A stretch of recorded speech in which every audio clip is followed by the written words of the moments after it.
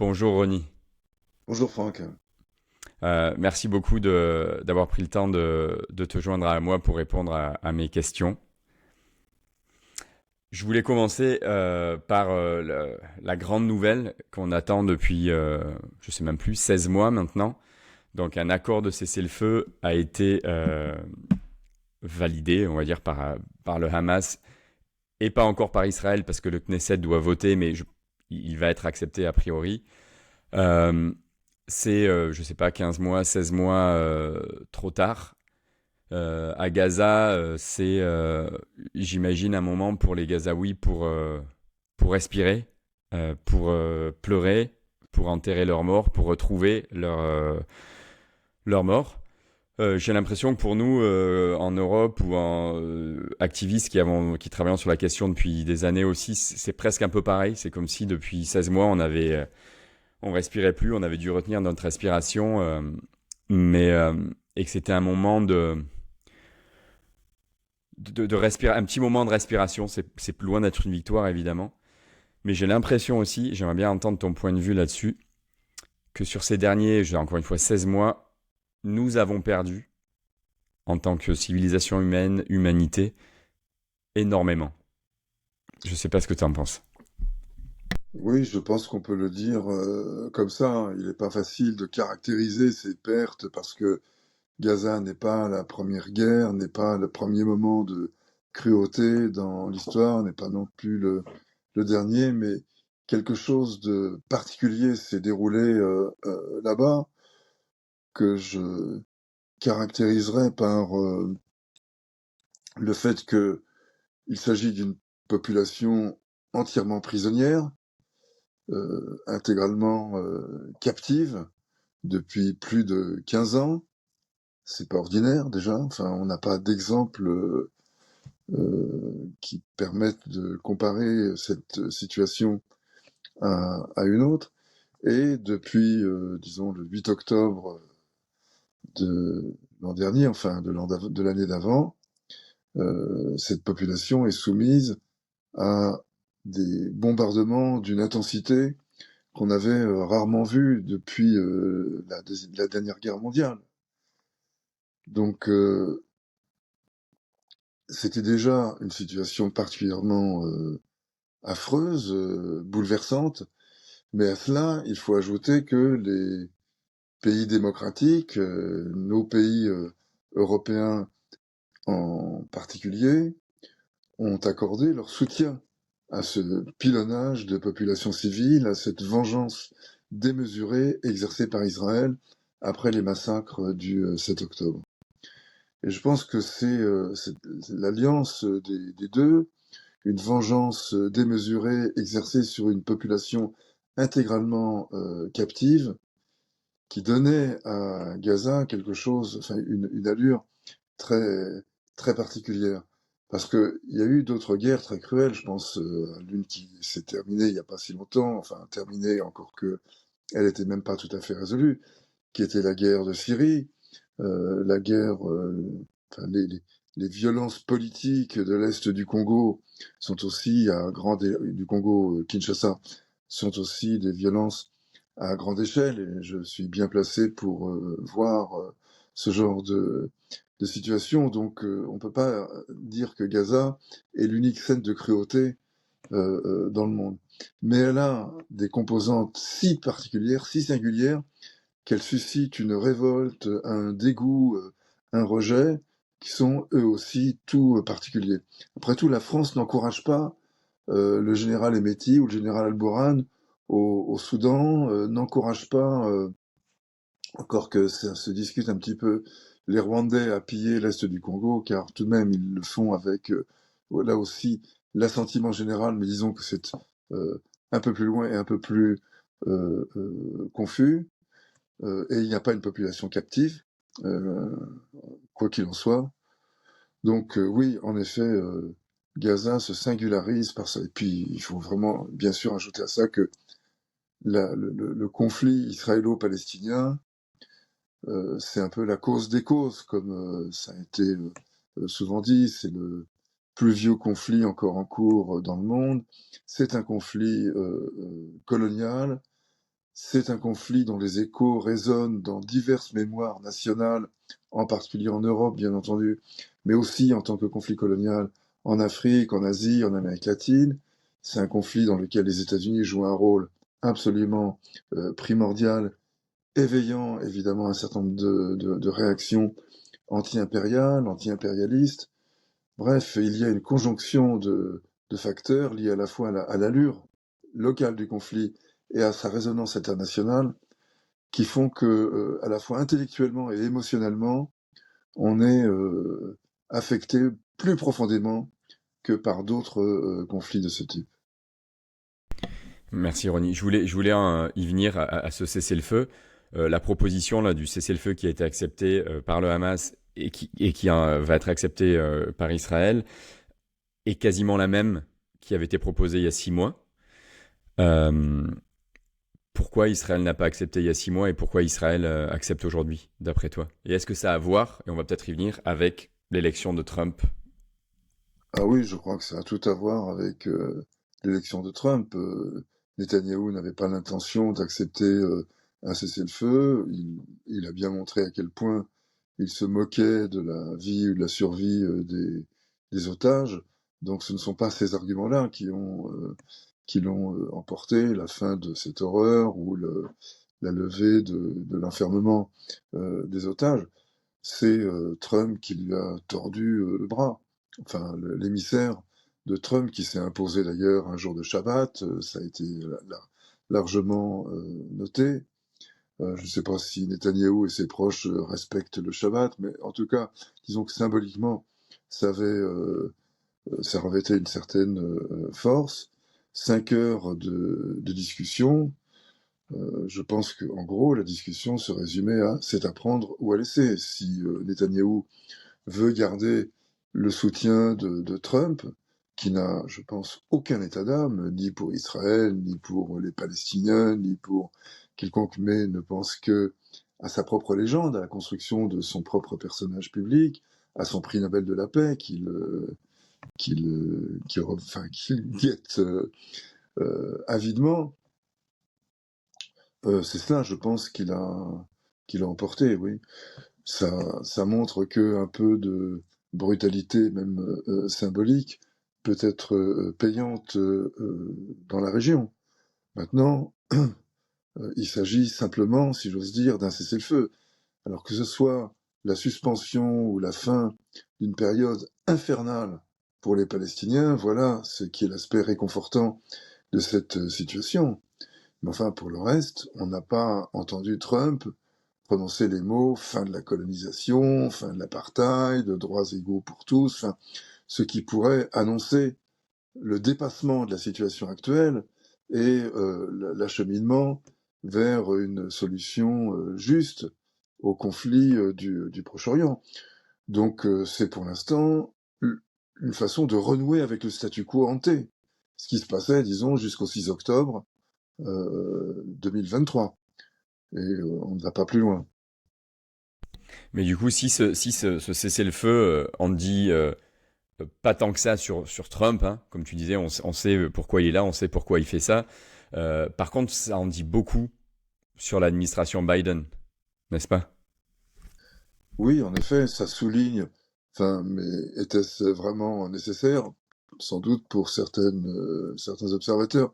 Ça souligne la totale passivité, voire l'adhésion au projet Netanyahou. Enfin, Biden se définissait comme un sioniste convaincu de toujours. Il a tout voté, il a toujours soutenu la politique israélienne dans tous ses débordements, dans toute sa violence. C'est l'occasion, en effet, d'en voir le résultat là. Donc, je pense que Biden était à l'évidence une meilleure option pour les Américains intramuros, c'est-à-dire à l'intérieur des États-Unis, le soutien de Biden aux syndicats, à la couverture sociale, à la couverture médicale. Enfin, Biden avait une politique, disons, beaucoup plus sociale que ne l'aura Trump. Ça semble être l'évidence même. Donc les Américains ont, je pense, surtout les Américains, disons, les classes laborieuses américaines ont perdu avec la défaite de Biden. Ça, je crois que c'est une réalité. Mais à l'extérieur, certainement pas. La politique étrangère de Biden ne s'est pas profondément différenciée de celle des néoconservateurs. D'ailleurs, il avait voté avec eux, il a voté l'invasion de l'Irak, il a voté pour l'Afghanistan, enfin bref, il a adhéré à toutes les turpitudes de la politique étrangère américaine.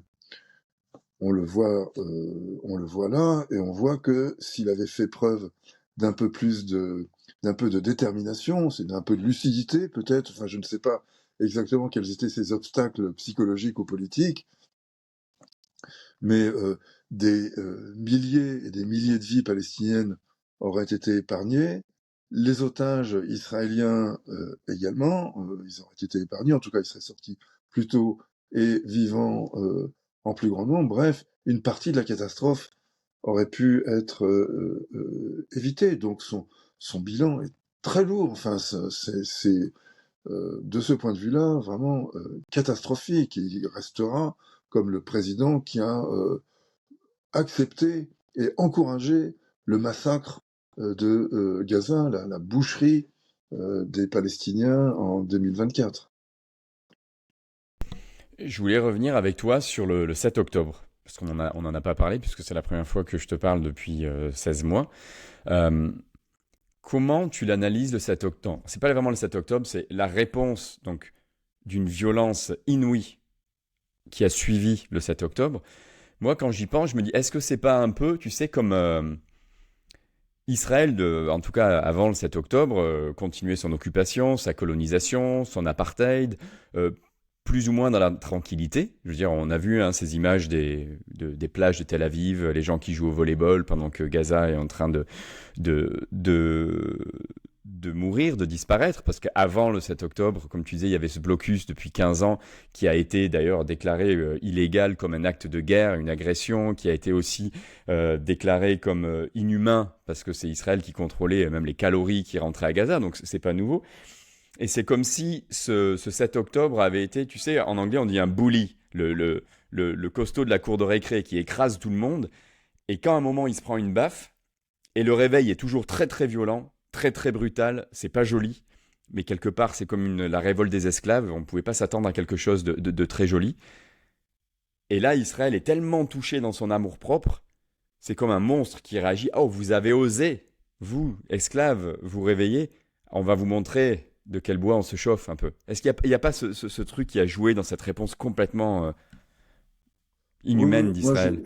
enfin, j'y vois deux choses qui sont très proches l'une de l'autre, deux enjeux qui sont liés. L'un, c'est en effet celui-ci, l'armée la plus efficace, les services de renseignement les plus performants, la technologie la plus avancée de tous, enfin, tout ce que l'on peut imaginer, pouvoir de combattre, pouvoir de surveiller, pouvoir de bloquer, tout ça est mis en échec par une bande de gens que Israël considère comme des attardés, des va-nu-pieds, des abrutis, qui ont réussi l'exploit à la barbe des services de renseignement, des observations, des drones qui volent continuellement au-dessus de Gaza, des informateurs qui leur passent des renseignements.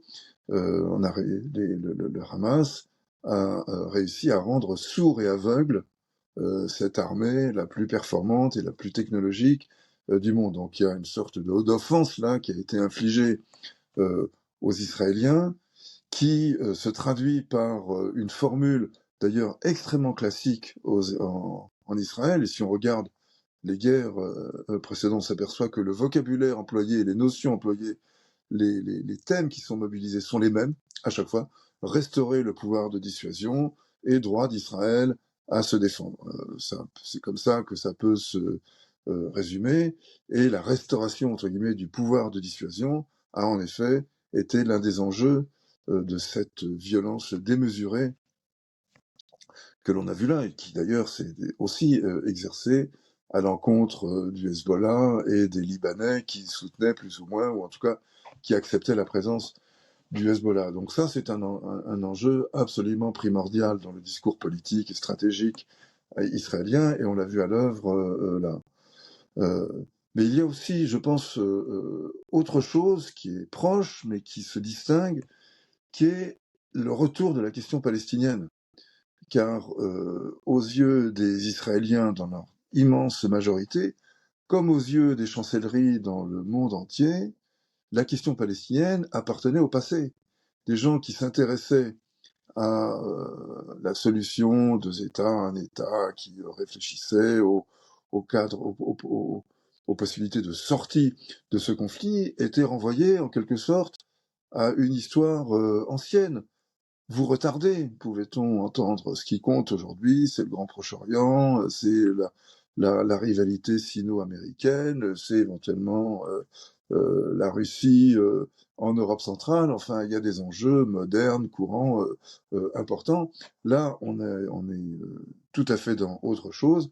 Israël a montré son efficacité dans la lutte antiterroriste.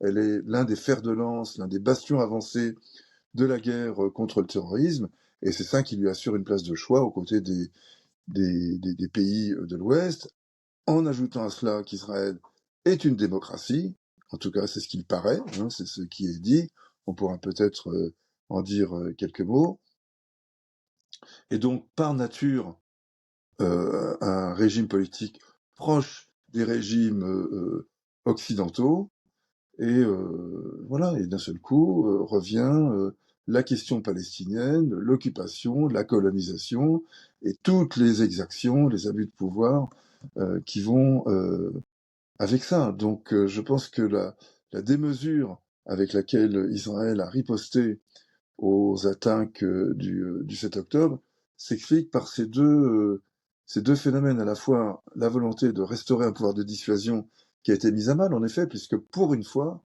une tuerie de grande ampleur se déroule à l'encontre d'Israéliens sur le territoire israélien. Ça, c'était absolument inacceptable. Et il faut bien reconnaître quand même que Israël a marqué des points politiques. Non, je ne parle pas de la guerre de Gaza, mais de façon plus générale, que l'on relève en entendant tous les pays occidentaux, à commencer par la France, la Belgique, enfin les pays européens, qui invoquaient le droit d'Israël à se défendre. Il y avait quelque chose d'obscène, comme si Israël était attaqué par un pays étranger, alors même que c'est une population sous occupation d'un territoire qui est revendiqué par Israël comme étant pratiquement le sien, c'est-à-dire c'est une insurrection qui lui explose au visage, et que l'on sache, le droit à la répression n'est pas un droit imprescriptible de tous les États. Les États ont le droit de se défendre contre des agressions étrangères. On ne devrait pas confondre ce droit à la légitime défense avec un droit de réprimer sans borne, sans limite, comme on l'a vu là. Je voulais te parler tu as été amené en tant que président, en tant que médecin et en tant que président ensuite de Médecins sans frontières. Tu as été président pendant 12 ans, si je ne me trompe pas, à parcourir le monde, à parcourir les zones de conflit, les zones de guerre. Euh, tu n'as pas été à Gaza, j'imagine, depuis 16 mois, mais en quoi Gaza aujourd'hui est différente de tout ce qu'on a un peu pu voir euh, ces dernières années, ou de tout ce que tu as pu voir, toi, en tant que médecin et président de MSF sur ces dernières années? Bien, la première caractéristique que j'évoquais au début de notre discussion, c'est le caractère de captivité qui marque la population de Gaza. Il n'y a pas de fuite possible. C'est extrêmement rare. On a vu ça d'une manière même pas aussi prononcée, mais on l'a vu quand même au cours des sièges de Raqqa et de Mossoul, hein, ces villes respectivement syriennes et irakiennes qui ont été assiégées par une coalition visant à couper la tête à Daesh, État islamique. Donc cela s'est vu. Mais il y avait, d'une part, ça a été extrêmement violent. Mais pendant une partie des sièges, la population a pu fuir, et à la fin du siège, elle a retrouvé une certaine liberté, voire une liberté certaine, de mouvement, d'expression, etc. Donc Il y avait quelques points communs, le caractère, disons, un siège presque hermétique, mais malgré tout, il y a eu des moments où cet hermétisme n'était pas total, et où des gens ont pu s'échapper, ont pu fuir. Ça n'était pas le cas à Gaza. Et puis le deuxième trait qui caractérise ça, c'est l'étendue des destructions. C'est quelque chose que on n'a pas vu, sauf peut-être à Grozny en 99, lors du siège russe qui a littéralement aplati Grozny, mais les gens avaient pu fuir auparavant. Donc certes, les destructions ont été affreuses, Poutine a commis des crimes de guerre de grande ampleur, la torture, la poursuite des suspects, tout ça a été vraiment impitoyable, extrêmement violent, mais les gens pouvaient fuir. Bien là, on voit que ça n'était pas possible. Et la troisième caractéristique, c'est l'usage de munitions d'une puissance extrême, des bombes d'une tonne. La moitié des bombes qui ont été larguées d'après Guillaume Ancel, d'après des experts militaires que l'on entend régulièrement, la moitié des bombes qui ont été envoyées sur Gaza étaient des bombes d'une tonne, des bombes dites des dumb bombs, des bombes bêtes, par opposition aux bombes dites intelligentes, c'est-à-dire guidées. Et ces bombes bêtes ont fait des dégâts absolument effroyables. C'était des bombes plus économiques, puisque les bombes guidées coûtent beaucoup plus cher que les bombes non guidées. Et après tout, le prix à payer, il était acquitté en vie palestinienne, ce dont la plupart des Israéliens se contrefichent, comme ils l'ont montré tout au long de ce siège, tout au long de cette boucherie. Voilà, donc ça, c'est du jamais vu, une population captive, incapable de fuir, écrasée sous un martèlement de bombes d'une puissance extrême, tout cela avec l'assentiment des grandes puissances économiques et démocratiques, ou prétendument démocratiques, dans le monde. Tu disais que j'ai effectivement j'ai vu beaucoup de scènes de crimes, beaucoup de crises majeures, beaucoup de conflits, directement lorsque j'étais président d'MSF ou que je continuais à avoir des activités opérationnelles, indirectement maintenant par mes collègues et amis de Médecins sans frontières, mais en tout cas, disons, je continue de les suivre. Et la guerre de Gaza a pris de court tout le monde, y compris un certain nombre de mes collègues qui ont été aussi éprouvés par un grand nombre de guerres, qui ont une grande expérience des situations de conflit, et aucun d'entre nous, en effet, n'avait assisté, n'avait été témoin d'une telle débauche de violence. Je voulais revenir à ce que tu disais un peu avant, de la part des pays occidentaux, des démocraties, comme on les appelle encore, peut-être pas pour longtemps, mais à l'heure actuelle. On a beaucoup entendu, de la part des dirigeants européens, états-uniens, mais aussi de la part des médias, parfois ouvertement, Israël fait le travail pour nous. Israël, c'est l'Occident contre le mal. Donc le mal, c'est l'islam, les musulmans, les arabes. Euh, à quel point cela, en fait, d'après toi, et je vais parler plus du rôle des médias, joue quelque part la fabrique du consentement et ce qu'on nous rabâche depuis des années, que attention, Israël c'est un peu les blancs et les autres c'est les arabes. En France on parle avec des gens comme Zemmour du grand remplacement, donc tout ça joue, cette islamophobie actuelle. Et dans la fabrique du consentement et dans le fait que les gens, alors j'ai pas vu tous les sondages, j'ai vu que Gaza a ouvert les yeux quand même à pas mal de gens, mais continue à dire l'Israël et la Palestine, c'est trop compliqué, c'est trop complexe, et nous, du coup, on n'y touche pas et on ne s'implique pas dans ce qui pourrait être de la solidarité avec ce peuple-là.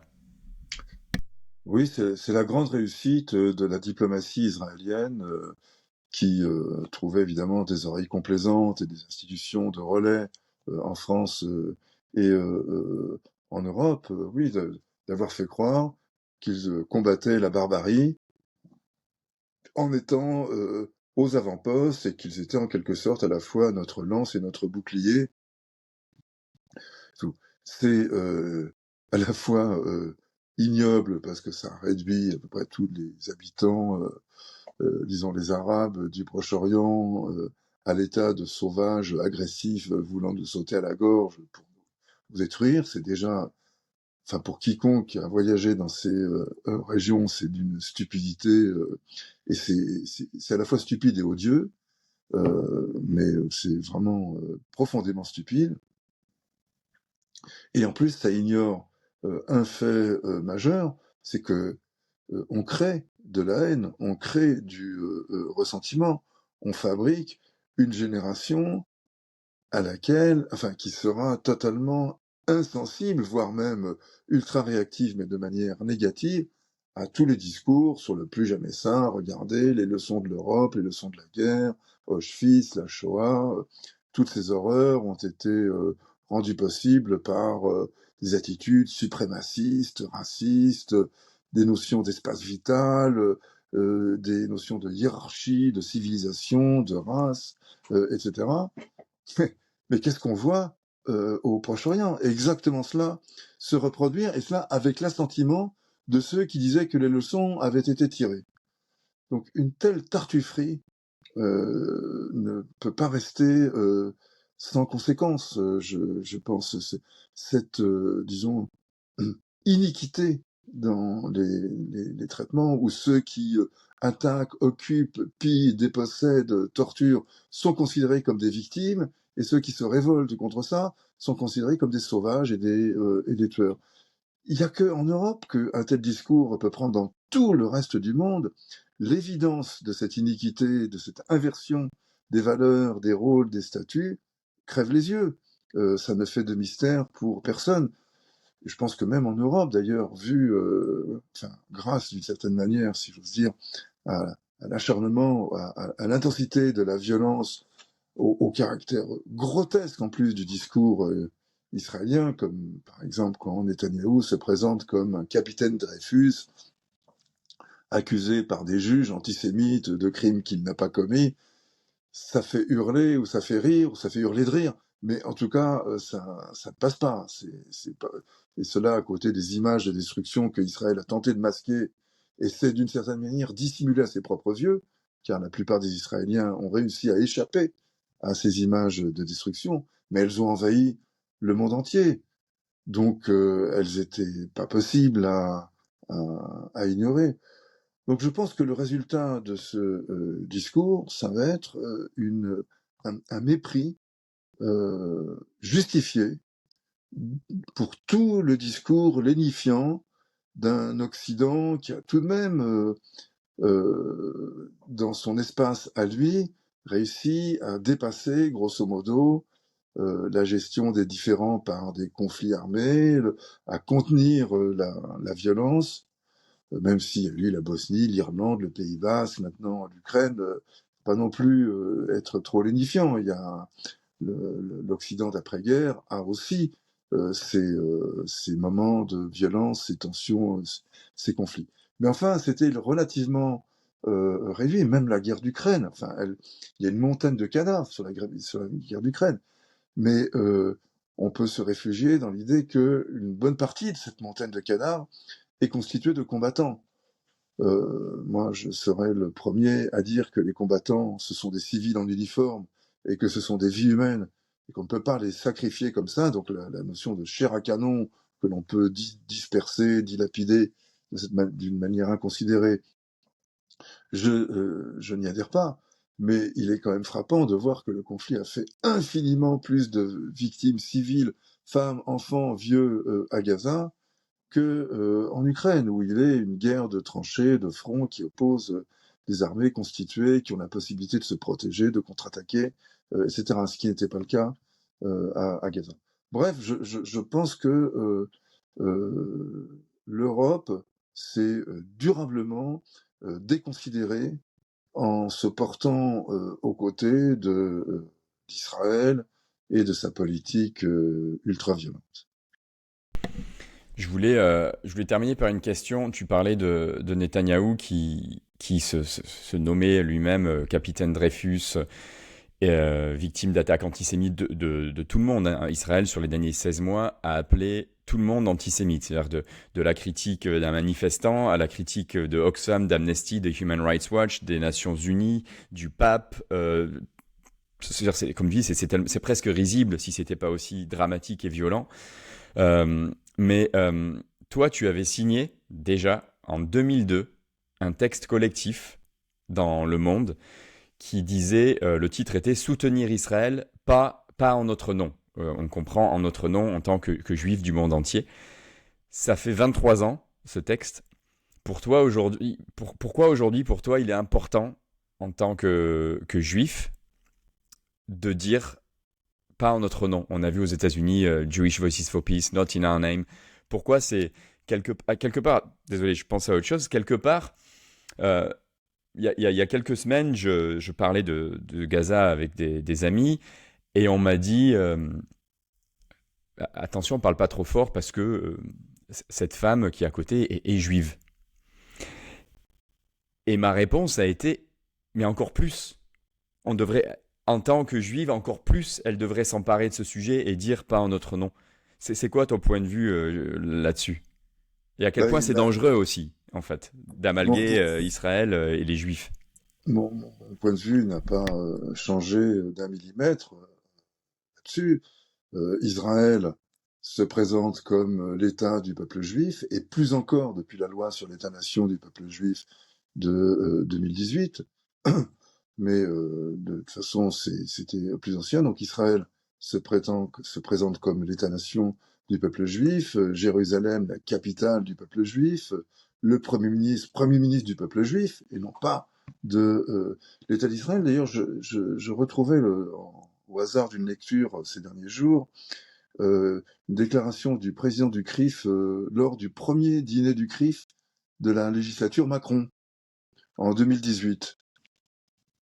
C'était son premier dîner du CRIF. Eh bien, le président du CRIF invoquait cette réalité, en tout cas sa réalité à lui, d'Israël comme État du peuple juif, de Jérusalem comme capitale du peuple juif, pour,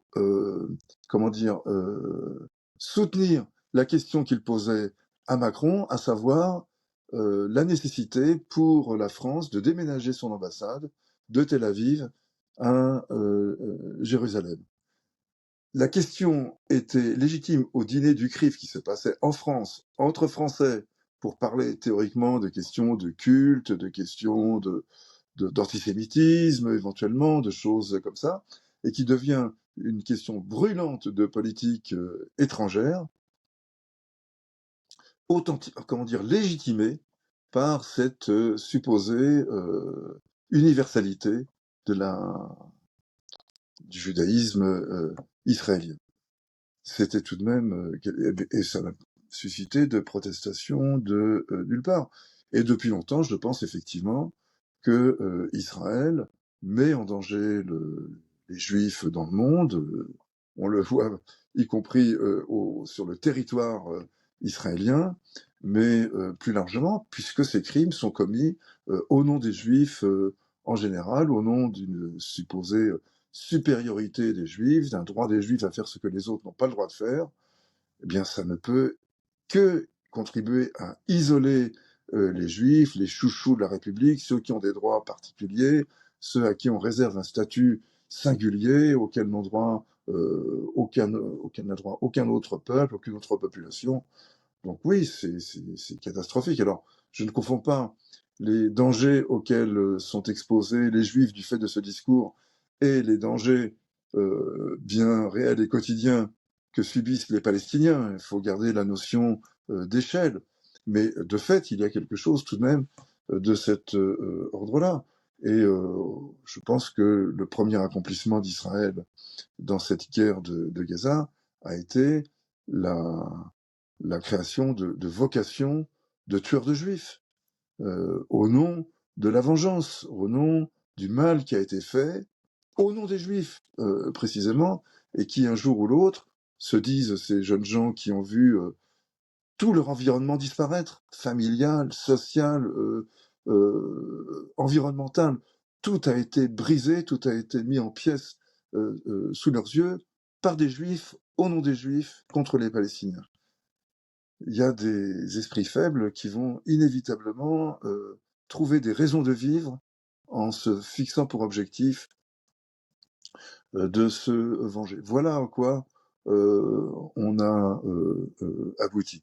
Et par ailleurs, les objectifs de la guerre de Netanyahou à Gaza ne sont pas atteints. Le Hamas, on le voit tous les jours, est encore bien vivant. Il a subi une défaite militaire, mais politiquement il est là, et même il a marqué des points. Puisque par exemple, l'Arabie Saoudite ne va pas rejoindre les accords d'Abraham, c'est-à-dire les accords de normalisation avec Israël, tant que les mots État palestinien n'auront pas été prononcés, et tant que quelque chose de cet ordre-là ne sera pas institué, sous la pression de sa population d'ailleurs, pas par goût personnel. MBS, le chef d'État saoudien, a confessé n'avoir aucun intérêt, aucune sympathie pour les Palestiniens, il s'en moque comme d'une guigne. En revanche, sa population, elle, ne s'en moque pas, et elle arrive à se faire entendre.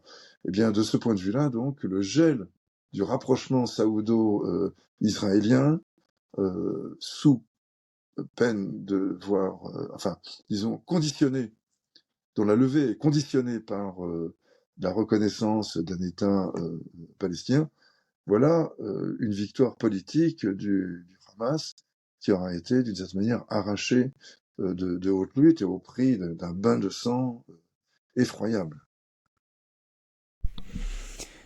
Merci beaucoup, Ronnie. C'était, comme d'habitude, très instructif. Et merci pour ton travail de toujours. Merci. Merci à toi. Au revoir. Au revoir.